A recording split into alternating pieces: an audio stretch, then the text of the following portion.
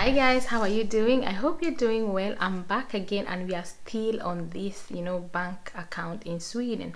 So, I just remember that sometimes your bank account can be closed, can be blocked, and I just want to give you information on reasons why your bank account can be closed down and how you can you can fix it.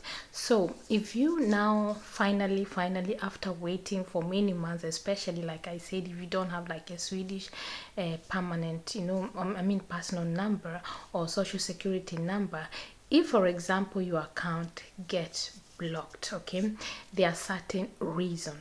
Number one, inserting too much cash. You get money, for example 10,000, and you insert. Of course there's a limit on how much you can insert in a day or in a week based on your application, and you can always log into your bank and you see how much. There's the form. When you're applying for a bank account, they ask you so many questions. So they always ask you if you're going to be inserting money, how much it is, and how regular or how often it's going to be. So inserting too much cash can make your account block. So avoid inserting a lot of cash into your bank account, okay, because of fraud and money laundering. So the Swedish banks are very strict these days, and they do not hesitate to block your account, okay. So avoid that. Another thing, apart from inserting, withdraw. If for example you keep withdrawing a lot of money from your bank account, even if it's your money, it's your salary, for example every month you're withdrawing like 3,000, 5,000 every month, so the bank would really want to know where are you taking the money to.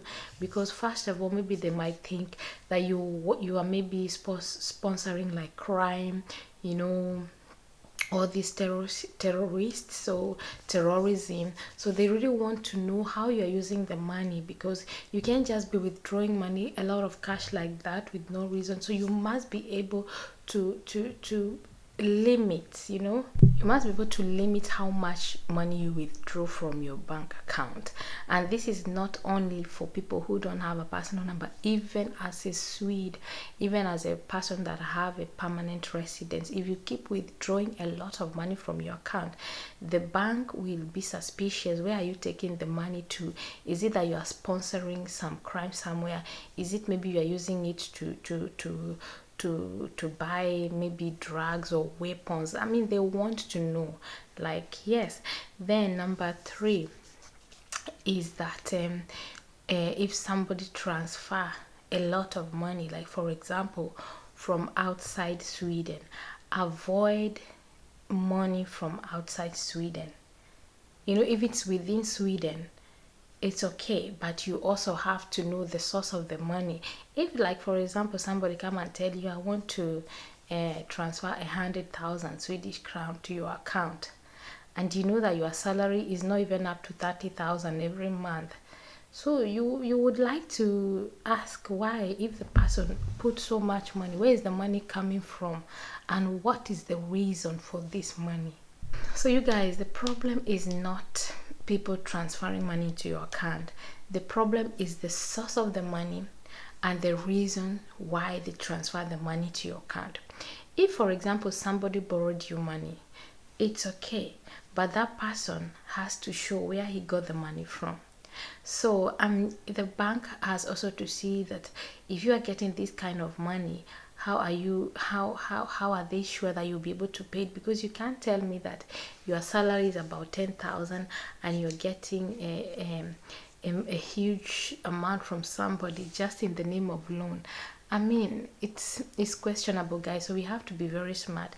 Instead of somebody transferring that kind of money at once, they can break it down. Maybe transfer 25,000 and the next time, just like a loan.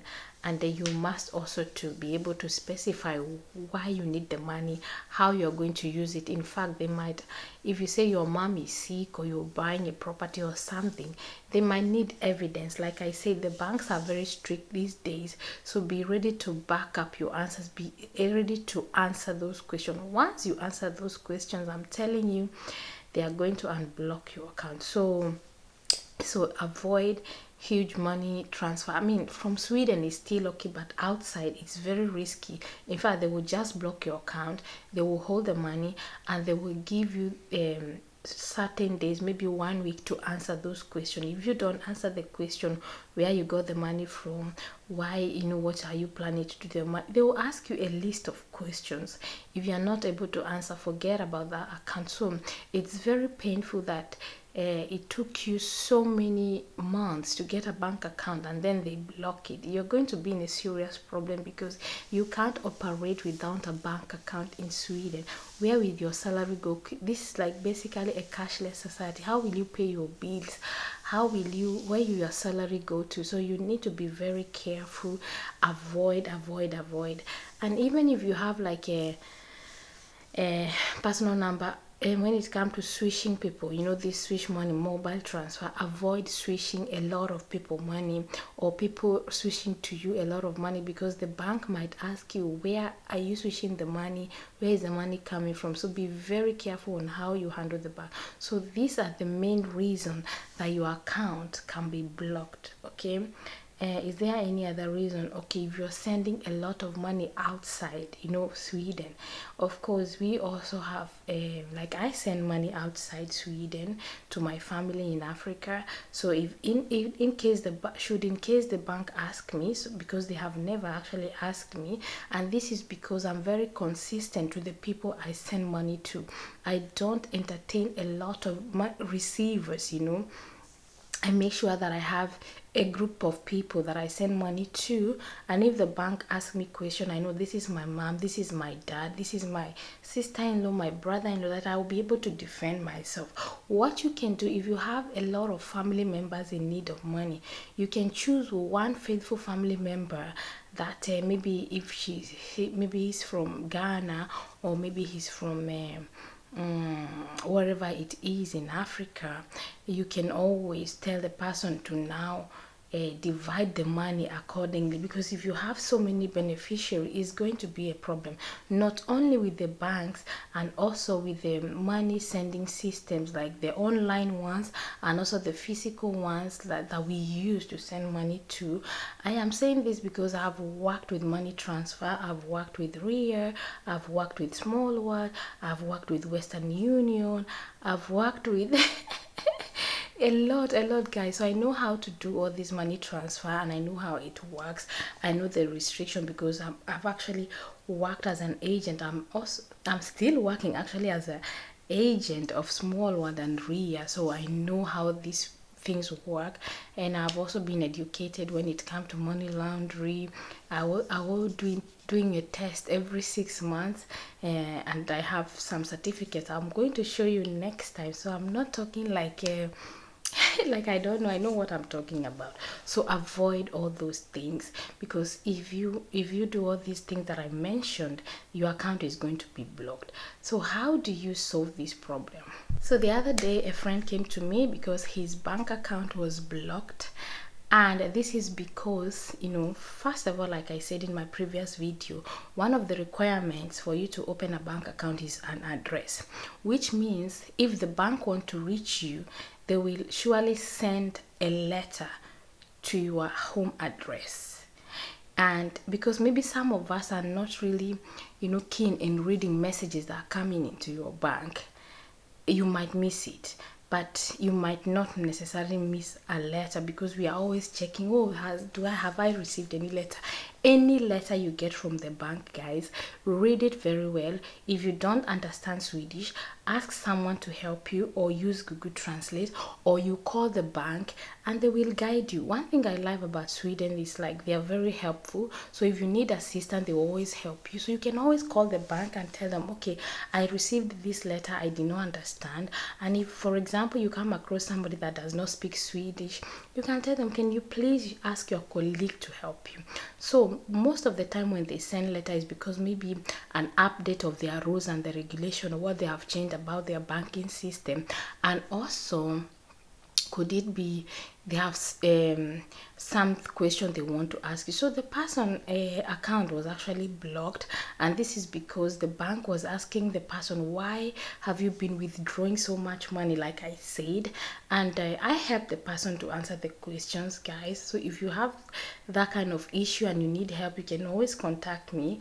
I can help you, but you have to have evidence. You have to come with receipts, because I cannot really attend to you if you don't have show me how you use the money, if you don't have like a legit answer. So the person was transferring money to a friend for a certain reason, and they had like invoices. So it's very important that you keep all the receipt, the invoice. They were doing a project, so he had all the invoices and everything. So immediately we answered to the bank. It didn't even take 2 days, they just unblock the account.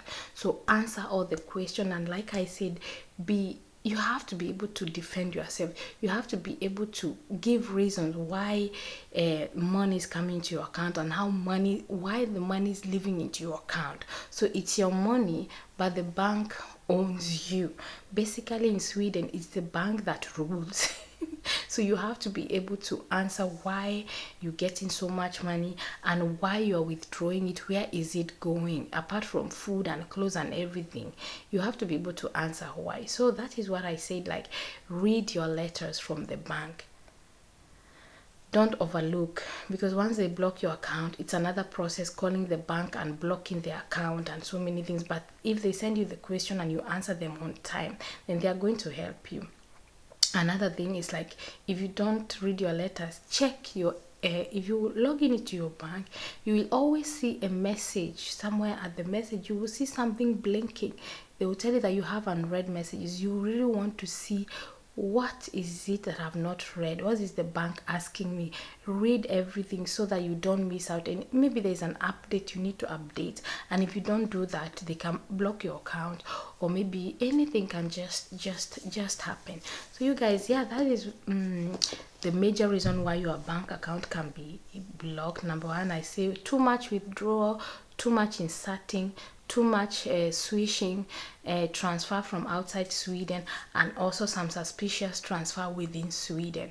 And the easiest way to do that is, like, check your email, check your letterbox, check your information in your bank, and be ready to answer questions. And like I said, always keep receipts and always have evidence as to why you are withdrawing so much money, why you are receiving so much money. So you just have to be able to answer all those questions. So you guys, yeah, why your bank account can be blocked, and how to solve this problem. So you guys, I hope that I helped you in this one, and please don't forget to subscribe to my channel. This will motivate me to do more videos. As you can see, guys, I would be sleeping right now. It's about 2 a.m. 2:40 in the morning, and I'm doing this video just because I'm very busy during the day. I can't do this video because of my kids. I have to take care of them, and anytime I want to do a video, maybe while they are sleeping, and it can also be hard because they don't sleep for so long during the day. And maybe even if they sleep for so long, that is when I tend to do other things, or maybe to sleep. Yeah, so you guys, yeah, thank you so much for tuning in, and I see you in my next one. Bye.